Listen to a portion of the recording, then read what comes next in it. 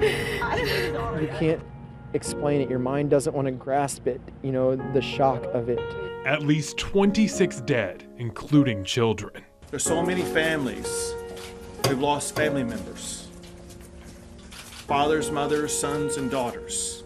Shot in the middle of Sunday church service in Texas, in what the president calls a murderous attack. The victims and their families were in their place of sacred worship. We cannot put into words the pain and grief we all feel.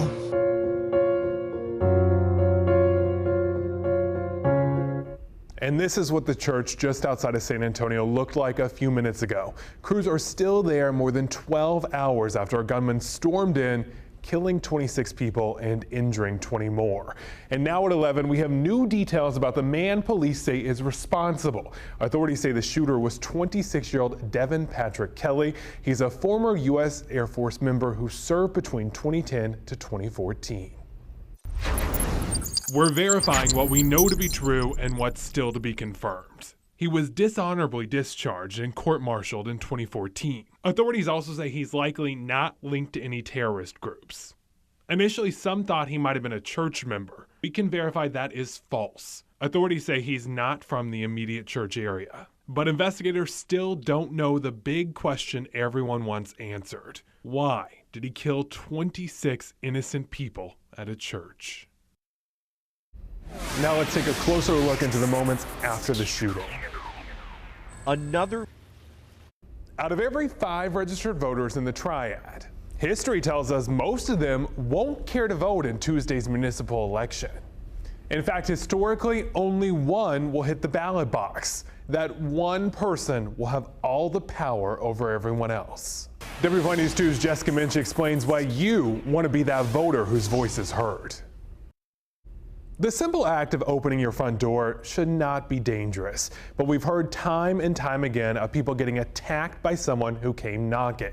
It happened to a man in Catawba County last night. He answered his door and was shot and killed. Police arrested the suspect today, and it's unclear if the two knew each other, but we want to help you to protect your home. Before you answer the door, ask the other person to identify themselves. If they claim to represent a company, don't be afraid to call the company and verify it, or just tell them to go away. Now, if someone asks to use your phone for an emergency, just offer to make the call for them while they stand outside.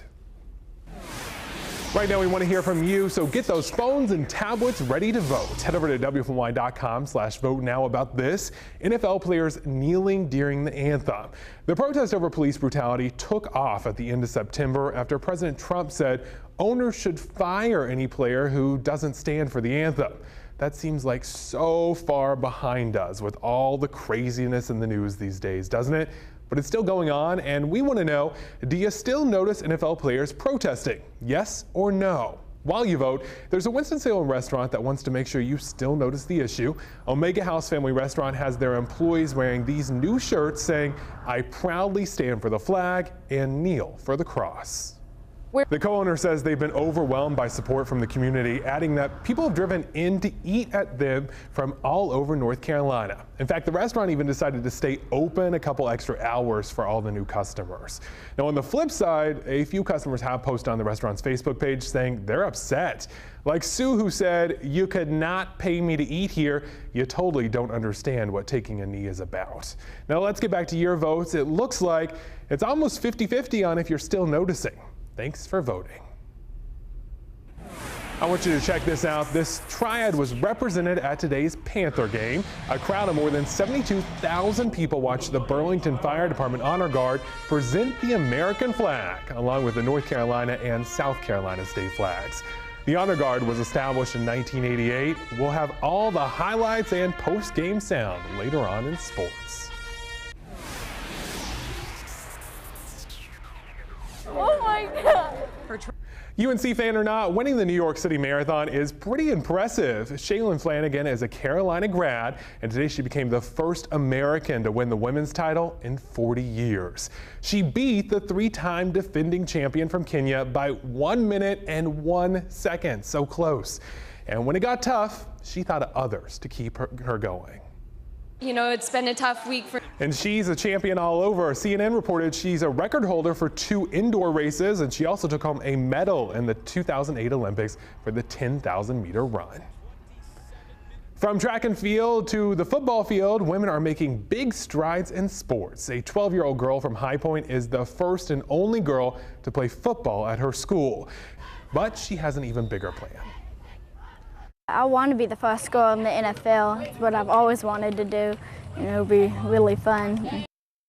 She shows you her passion for the game and what it's going to take to make that dream come true. Straight ahead on WFY News 2. There is a long timeline of women breaking the mold in football. Katie Nida was the first woman to score in a Division I game. The kicker started in 1999 at the University of Colorado, but she didn't score until she was transferred to New Mexico. Then this year, Becca Longo was the first woman to land a college football scholarship, and she plays for Adams State University. But now there's a girl in High Point with the dream of being the first female wide receiver in D1 history and the first to go to the NFL.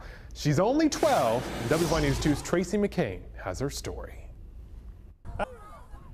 You love seeing that kind of passion in our kids. Well, I love her teammate that's like, well, when you see her like truck the defender, like, ha, that just happened. You love it. You gotta love it. And when she says, you know, I don't really care what they think of me doing this. I'm just gonna do it because I love it. I hope you make it to the NFL someday. Go you. Confidence is key. Until then, you can bet she'll be in front of the TV watching the pros every single Sunday. She says if she's not the first one to play in the NFL, she's fine with being the second, right?